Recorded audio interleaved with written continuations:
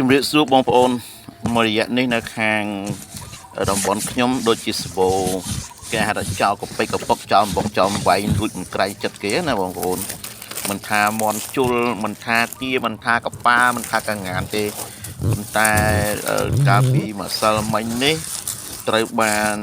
លោកចៅដែលចិត្តដេរដ្ឋីបាទ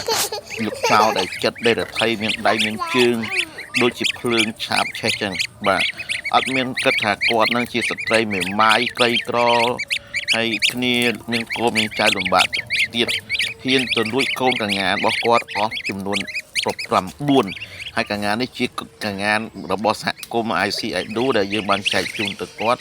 ឲ្យគាត់បានចិញ្ចឹមគាត់តែថាបានប្រម៉ែប្រមូលនៅថវិកាមួយចំនួនយកមកផ្គត់ផ្គង់គ្រួសាររបស់គាត់ខណៈដែលគាត់ជាស្ត្រីមេម៉ាយបាទគាត់ជាស្ត្រីមេម៉ាយគ្មានទីពឹងពុំអ្នកអ្វីទេក្រៅពីការចិញ្ចឹមទីទួចឥឡូវនេះយើងទាំងអស់គ្នារងចាំស្ដាប់នៅសំឡេងដែលគួរឲ្យសោកស្ដាយរបស់គាត់ពិបាកមែនតើបាទរងចាំស្ដាប់ទាំងអស់គ្នាបងប្អូនណាបាទហ្នឹងអាកងានដែលខ្ញុំឆាតឲ្យទីឈើឯងមើលចំនួននេះគេ10ហ្នឹងឥឡូវហ្នឹង